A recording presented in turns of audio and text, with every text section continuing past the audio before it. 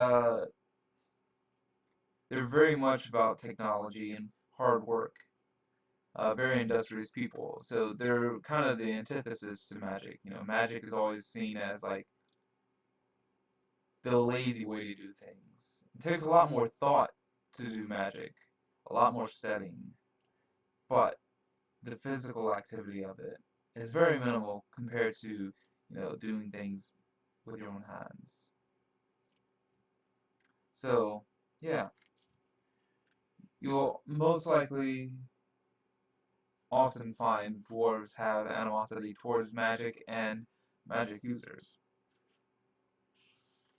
So Flint is pretty stereotypical in that regard, but not all dwarves are stereotypical. Stereotypes are, ironically, often wrong.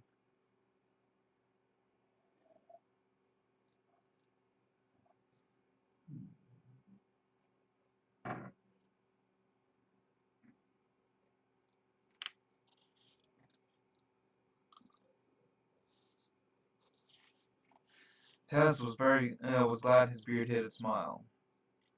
I think the young man was a better magician than you give him credit for, he said. And you must admit, he worked long and tirelessly to help those who were taken in by the fake clerics, as I did. He sighed. For which you got little thanks, no doubt, the dwarf muttered. Very little, Tanis said. People want to believe in something, even if, deep inside, they know it is false. But what of you?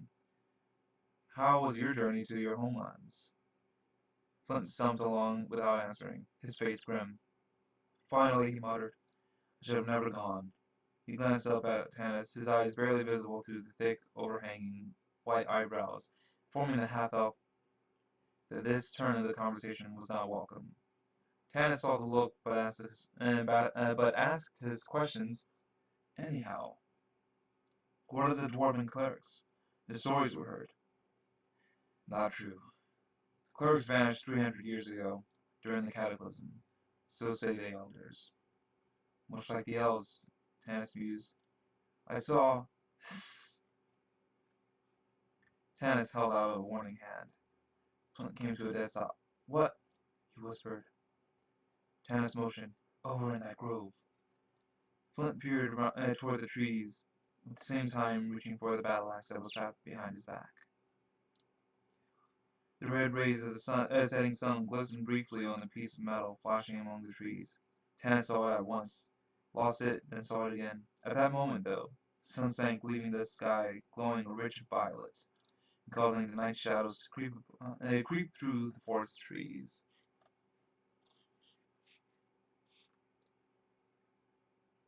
Flint squinted into the gloom. I don't see anything. I did, Tanis said. He kept staring at the place where he'd seen the metal, and gradually his elven sight began to detect the warm red aura cast by all living beings, but visible only to the elves. Who goes there? Tanis called. The only answer for long moments was an eerie sound that made the hair rise on the half-elf's neck. It was a hollow whirring sound that started out low, then grew higher and higher and eventually attained a high-pitched screaming whine. Soaring with it came a voice. Oh, man. Elven Wonder, turn from your course and leave the dwarf behind. We are the spirits of those poor souls Flint Fireforge left on the barroom floor. Did we die in combat? The spirit voice soared to new heights, as did the whining, whirring sound accompanying it. No! We died of shame, cursed by the ghost of the grape, for not being able to outdrink a hill dwarf. Really? These guys died of alcohol poisoning? Flint's beard was quivering with rage, and Tanis bursting out laughing. Was forced to grab the angry dwarf's shoulder to keep him from charging headlong into the brush. Down the eyes of the elves, the spectral voice turned merry. Damn the beards of the dwarves. Wouldn't you know it, Flint groaned. Tassel off Burfoot. Okay, I see what's going on now. There was a faint rustle in the underbrush. Then a small figure stood on the path. It was a Kinder, one of the race of people considered by many on Kryn to be as much a nuisance as mosquitoes. Small-boned, the Kinder rarely grew over 4 feet tall. This particular Kinder was about Flint's height, but a slight build and perpetually childlike face made him seem smaller. He wore bright blue leggings that stood out in sharp contrast to his furred vest and plain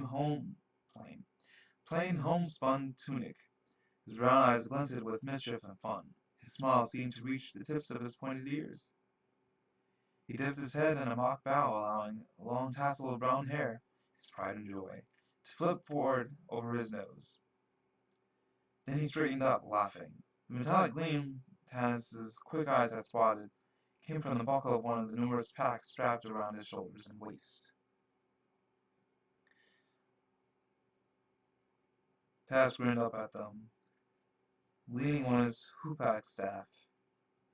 It was this staff that had created the eerie noise. Tanis should have recognized it at once, having seen the Kinder scare off many would-be attackers by whirling his staff in the air, producing that screaming whine. A Kinder invention, the hoopak's bottom end was copper-clad and sharply pointed. The top end was forked and held a long leather sling. The staff itself was made out of a single piece of supple willow wood. Although scorned by every other race on Kryn, the hoopak was more than a useful tool or weapon to a Kinder. It was a symbol. New roads, that's what I almost said, demand a hoopak was a popular saying among kinderkind. It was always followed immediately by another of their sayings. No road is ever old.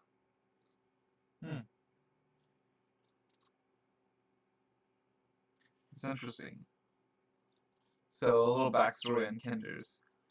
Kinders are a bit like hobbits, if you've seen any of the Lord of the Rings movies or you read the books. So, that said, they're very mischievous. So, unlike hobbits, they don't have fear. They don't understand what it means to be afraid. And that can also often be detrimental, as you might think, to their livelihood. But they do have some sense of self-preservation. They're not just like, oh, there's a shiny stone in that pit of lava, let me go get it. No. But if there's a shiny stone in the middle of a minefield, they might be tempted. Might be. Anyway. Tasslehoff suddenly ran forward, his arms open wide. Flint! The Kinder threw his arms around the dwarf and hugged him. Flint, embarrassed, returned the embrace reluctantly, then quickly stepped back. Tasslehoff grinned and looked up at the half-elf. Who's this? He gasped. Tanis, I didn't recognize you with a beard. He held out his short arms. No thanks, said Tanis, grinning. He waved the Kinder away. I want to keep my money pouch. With a sudden look of alarm, Flint fell under his tunic. You rascal! He roared and leaped at the Kinder, who was doubled over laughing. The two went down in the dust. Tanis, chuckling, started to pull Flint off the Kinder. Then he stopped and turned in alarm. Too late. He heard the silvery jingle of a harness, bridle, and the whinny of a horse. The half-elf put his hand on the hilt of his sword, but he had already lost any advantage he might have gained through alertness. Swearing under his breath, Tanis could do nothing but stand and stare at the figure emerging from the shadows. It was seated on a small furry-legged pony that walked with his head down as if it were ashamed of its rider. Gray, mottled skin sagging into folds about the rider's face. Two pink eyes stared out at them from beneath a military-looking helmet. Its fat, flabby body leaked out between pieces of flashy, pretentious armor. A peculiar odor hit Tanis, and he wrinkled his nose in disgust. Hobgoblin, his brain registered. He loosened his sword and kicked at Flint, but at the moment the dwarf gave a tremendous sneeze and sat up on the Kinder. Horse, said Flint, sneezing again. Behind you! Tanis replied quietly. I said that loudly. That's the thing about reading aloud. Sometimes you'll misread things, missing their intention completely because their intention is often stated after what was said. Behind you, Tanis replied quietly. Flint, hearing the warning note in his friend's voice, scrambled to his feet. Tasselhoff quickly did the same. The hobgoblin sat astride of the pony, watching them with sneering, uh, supercilious look on his flat face. His pink eyes reflected the last lingering traces of sunlight. You see, boys, the hobgoblin stated, speaking in the common tongue, with a thick accent. What fools we are dealing with here in Solus. There was gritty laughter from the trees behind the hobgoblin. 5 goblin guards, dressed in crude uniforms, came out on foot. They took up positions on either side of their leader's horse. Now, the hobgoblin leaned over his saddle. Tanis watched with a kind of horrible fascination as the creature's huge belly completely engulfed the pommel. Gross. I am Few, Master Toad, leader of the forces that are keeping Solus protected from undesirable elements. You have no right to be walking in the city limits after dark. You are under arrest. Master Toad leaned down to speak to a goblin near him. Bring me the blue crystal staff if you find it on them, he said in the croaking goblin tongue.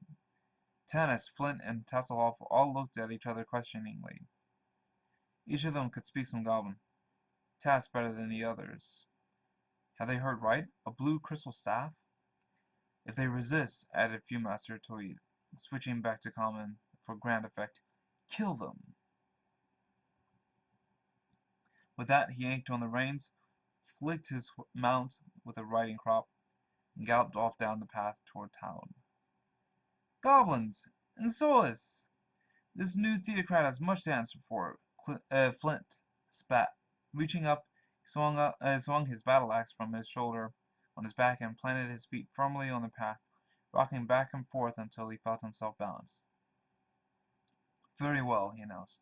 Come on. I advise you to retreat, Tanis said, throwing his cloak over one shoulder and drawing his sword. We have had a long journey and we are hungry and tired and late for meeting with friends we have not seen in a long time. We have no intention of being arrested. Or of being killed, added Hasselhoff. He had drawn no weapon, but stood staring at the goblins with interest. A bit taken aback, the goblins glanced at each other nervously. One cast a baleful look down the road where his leader had vanished. The goblins were accustomed to bullying peddlers and farmers traveling to the small town, not to challenge armed and obviously skilled fighters, but their hatred for the other races of Kryn was long-standing. They drew their long, curved blades. Flint strode forward, his hands getting a firm grip on the axe handle. There's only one creature I hate worse than the gully dwarf, he muttered, and that's a goblin. Alright, so a little note about gully dwarves. They are kind of the antithesis of regular dwarves, or hill dwarves, or Drugar even. They are pacifists, essentially. So, for the most part, regular dwarves take pity on gully dwarves. And all of them created these things, these specific gemstones. I forget what they're called. But, basically, whenever a gully dwarf is in trouble of some sort and pleading for their life, all they need to do is offer this stone as a bribe, and